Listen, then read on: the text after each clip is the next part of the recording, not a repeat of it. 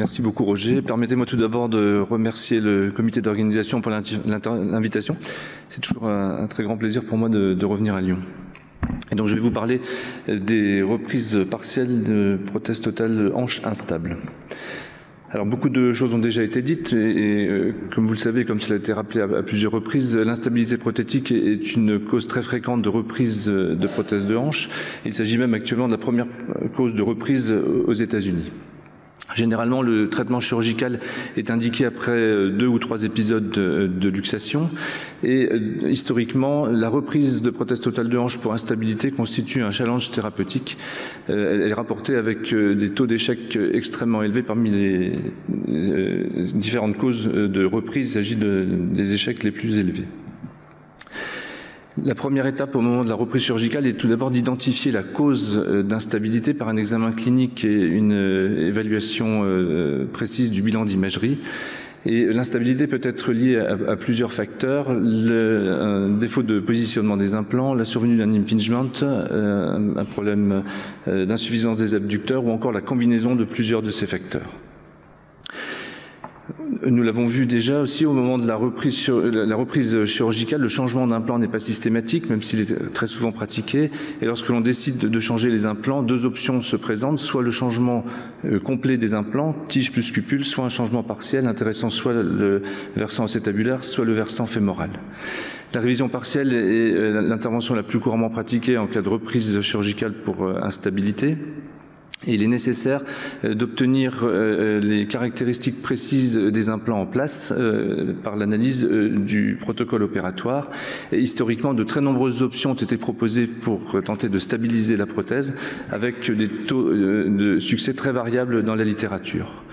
La première option qui a été proposée, c'est de réorienter simplement une cupule qui était mal orientée initialement et cette intervention s'accompagne d'un taux d'échec très élevé dans la littérature. L'utilisation d'un insert à débord pour les implants modulaires a également été rapportée avec des taux d'échec extrêmement élevés, en rapport notamment avec des problèmes d'impingement et d'usure.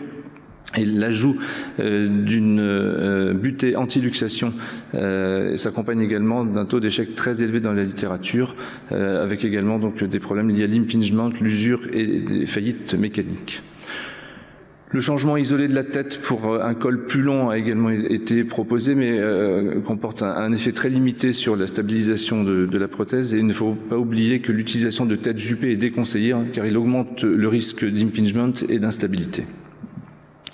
Le changement isolé du composant fémoral est moins fréquemment indiqué. La principale indication reste bien sûr un composant fémoral mal positionné, mais il faut toujours, lorsque l'on prend la décision de changer le composant fémoral, évaluer la morbidité et les risques liés au changement d'un implant non décellé. Et parfois chez des patients très fragiles qui présentent un défaut de positionnement du composant fémoral modéré, il faut mieux parfois opter pour un changement sur le versant acétabulaire en implantant par exemple une prothèse à double mobilité qui compensera le défaut partiel, le défaut limité de positionnement du composant fémoral. Et si l'on doit changer un composant fémoral cimenté, on a rappelé hier la possibilité de cimenter une nouvelle tige dans le manteau de ciment, ce qui permet de réduire la morbidité.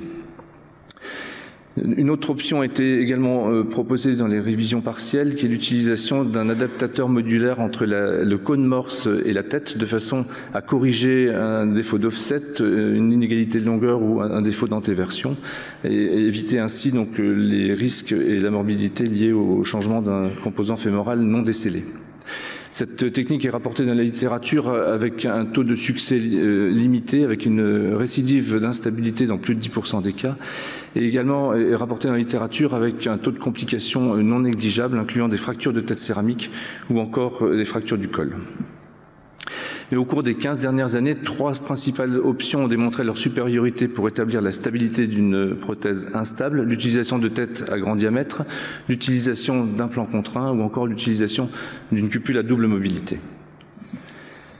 L'utilisation de têtes de grand diamètre de 36 mm ou plus a été largement décrite au cours des 15 dernières années, présente l'avantage d'une chirurgie relativement peu invasive qui permet une récupération rapide, à la condition que le composant fémoral et le composant acétabulaire soient non seulement bien positionnés, mais également non décellés.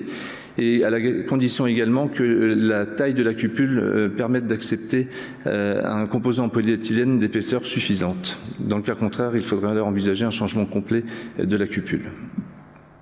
L'utilisation de têtes de grand diamètre est très efficace pour restaurer la stabilité avec des taux de succès de l'ordre de 90 à 100%, et un taux de révision pour récidive rapporté dans la littérature jusqu'à 6% à moyen terme. Mais j'attire votre attention sur le fait que l'utilisation de ces têtes à grand diamètre s'accompagne également d'un taux de révision pour toute cause relativement élevé, évalué entre 5 et 15% à moyen terme. En effet, il faut, lorsqu'on décide d'utiliser une tête de grand diamètre, non seulement évaluer le risque d'instabilité, mais également évaluer le risque lié à l'usage des têtes de grand diamètre, qui vont augmenter l'usure volumétrique, notamment face à du polyéthylène conventionnel, et donc le recours à d'autres surfaces de frottement vont être nécessaires, telles que le polyéthylène hautement réticulé ou la céramique, avec un risque de fracture d'insert. Et ces têtes de grand diamètre s'accompagnent également d'un risque de douleur antérieure et d'un risque également de corrosion à la jonction entre la tête et le col morse.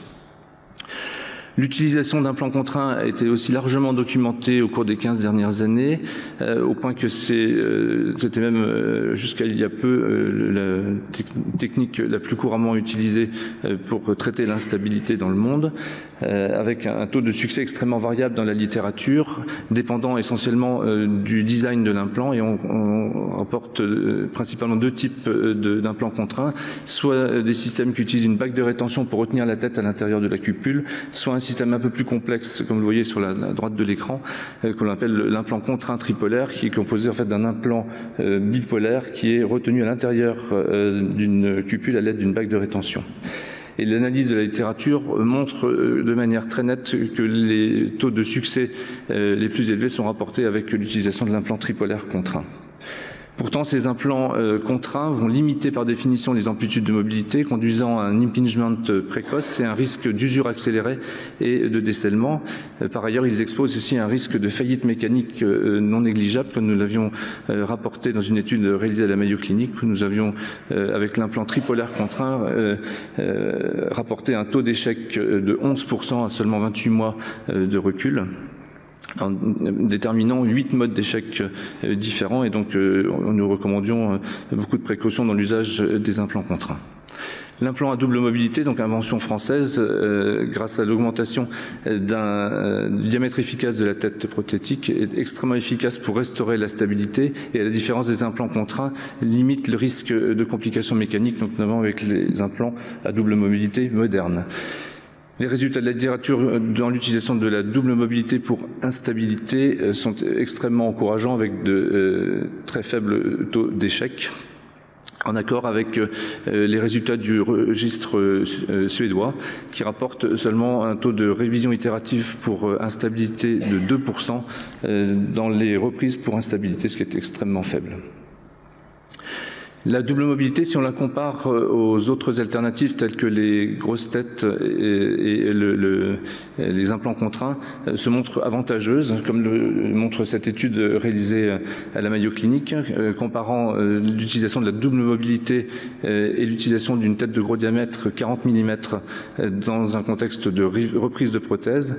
Les auteurs ont montré que la double mobilité permettait de réduire de manière significative non seulement le risque de luxation, passant de 10% pour les implants de tête 40 mm à 3% pour les implants à double mobilité, mais réduit également le risque de révision itérative pour luxation ou le risque de révision itérative pour toute cause, de manière très significative. La double mobilité est également avantageuse si on la compare aux implants contraints. Dans une revue de la littérature récente, la double mobilité permet d'obtenir un taux de survie largement supérieur à celui des implants contraints, avec des taux de luxation plus faibles et un risque de décèlement également plus faible. En conclusion, dans le contexte des reprises de prothèses totales de hanche pour instabilité, de très nombreuses options ont été proposées, ce qui témoigne de la complexité de la prise en charge de cette complication. Il est très important d'identifier la cause de l'instabilité et elle doit être traitée chaque fois que possible. Toutefois, il faut se rappeler que l'instabilité est souvent multifactorielle. Et donc, même si l'on traite la cause de l'instabilité, bien parfois, la luxation persiste. Et on a donc un réel besoin de techniques complémentaires, de solutions supplémentaires pour permettre d'obtenir la stabilité. Et au cours des 15 dernières années, l'utilisation de têtes de grand diamètre, l'utilisation d'implants contraints et l'utilisation de la double mobilité ont montré leur efficacité pour rétablir la stabilité.